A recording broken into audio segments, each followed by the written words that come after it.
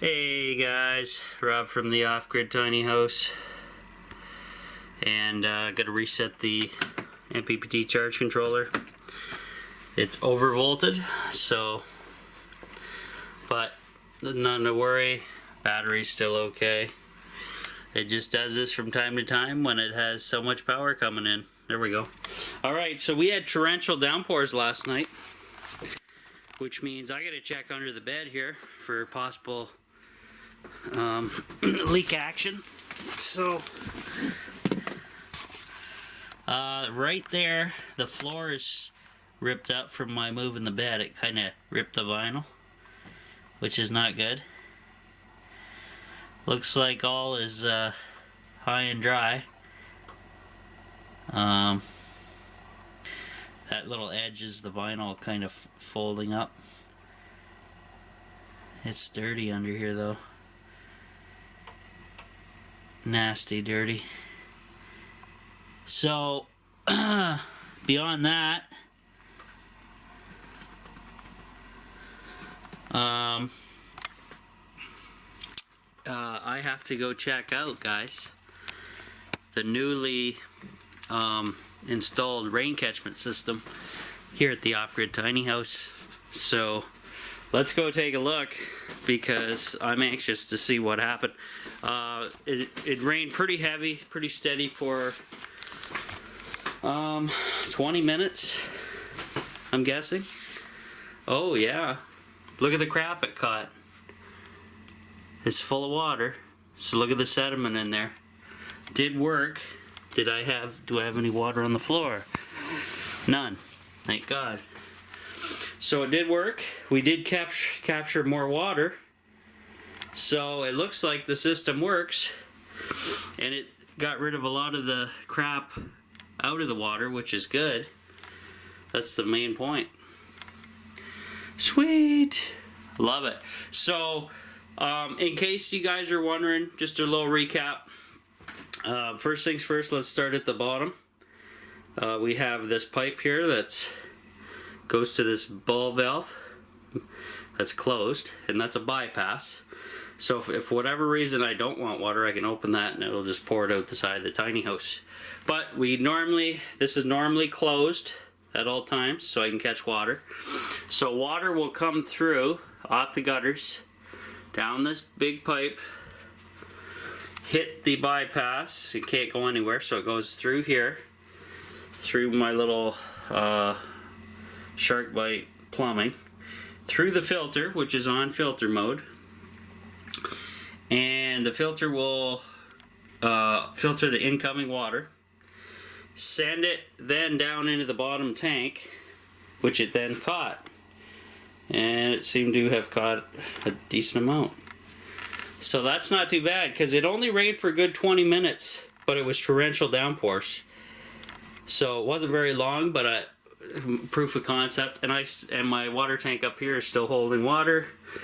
No leaky, thank goodness.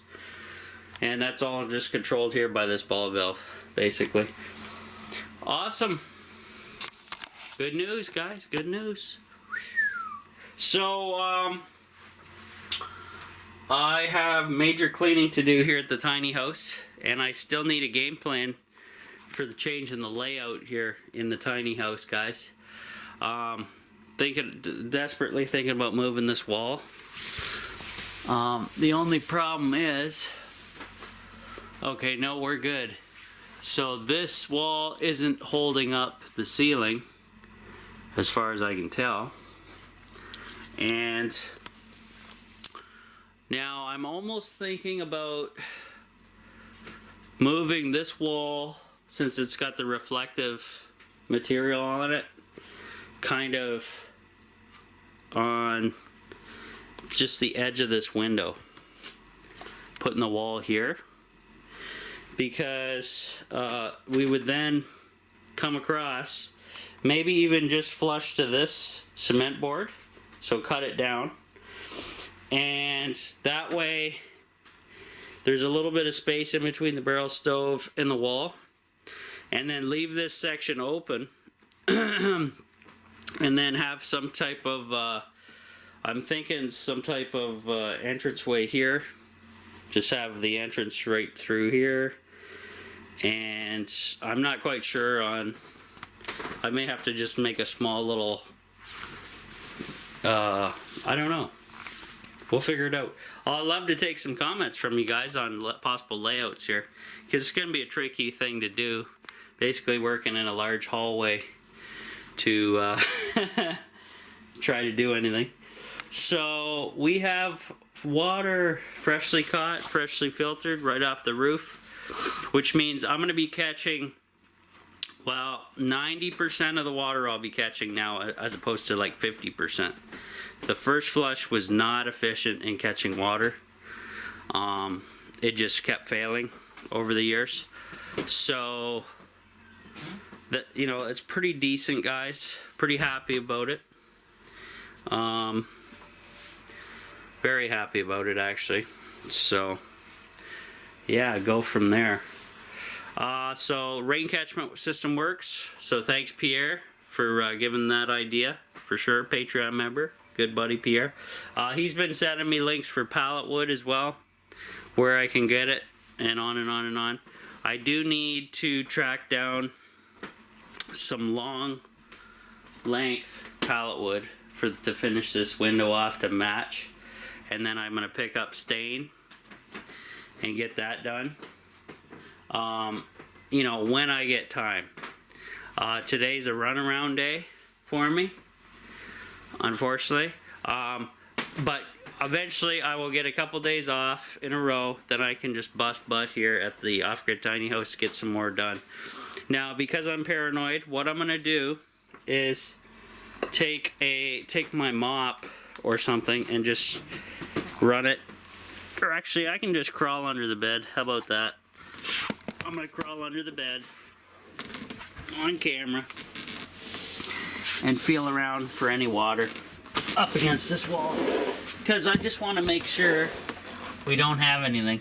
No, dry as a bone, guys. It's dirty under here, but I got a vacuum. But then again, I got to rip the wall out as well to do all that, so making more mess. But it's completely dry under there, so happy. So we know the Flex Seal and rocker guard is working here at the Off-Grid Tiny House. So future plans, when I actually plan on painting the outside of the tiny house at some point before winter, and which means I need to pressure wash the outside first, and just to freshen it up on the outside, because had like algae growth and moss and stuff growing. But I think I'm gonna get it sprayed on, use a spraying paint machine, and then I'll just have the guy spray over those heads of the rivets that were leaking, that I sealed with the Flex Seal and rocker guard, but add paint over top as well, and go from there, because paint seems to have lasted longer than the original rocker guard. It's like 5 years old now, so we shall see. So yeah, I got a bunch of errands to run around today. I don't know if I'll be able to pick up the pallet wood from that Pierre mentioned. Maybe, possibly, I don't know if it's still there. But yeah, things are opened up now here, guys. At the here in Canada, finally. But we're only in the phase 1 of the lockdown still, so people can eat outdoors at the restaurants. The majority of restaurants have opened up patios to stay in business, because everybody's kind of eating outside and everything, enjoying the weather. And they gotta do what they gotta do to make cash, so is what it is. Anyways, I checked on my cousin Mark a while ago, or actually yesterday. and brought him some stuff from the Rib Fest they had here. Now it was weird. It was a drive-through Rib Fest, because of the lockdowns and the sickness going on and everything. But it was good eating. We bought way too much, so we gave him a ton of stuff: chicken, pulled pork, and ribs. We gave him a whack of stuff there, so helped him out. He's looking okay. He didn't go full bloated on me. he was an eating machine for a while there, so whatever. I offered him RSO though, and he doesn't want anything to do with it. I guess some people are like that. Is what it is. What else? Yeah, his ankles, his shins, basically from his shins down to his ankles, look angry red. I don't know if that's a diabetic thing or crappy circulation because he's just sitting all the time. I'm not entirely sure, but it's not good. I didn't mention anything to him because it's quite obvious if he looks down. But hopefully he takes care of himself and gets that checked out. Telling my cousin to go to the doctor is like talking to this wall, so I don't bring it up and I don't bother. I just kind of play it at it is what it is, right? A lot of people are like that though, including myself. I only go to the doctor if it's an emergency, like I had that sickness poisoning that I had, and that's very rare for me to go to an ER. I'll tell you that, because that stuff just doesn't happen to me. So there you go. So it's gonna be a hot, muggy day today again. Glad the rain catchment system's working. Glad the tiny house is sealed from the water and no more water damage. While I'm not here at the tiny house, because I have it sealed up, it's going to help dry out the lumber in here from the water damage through the walls.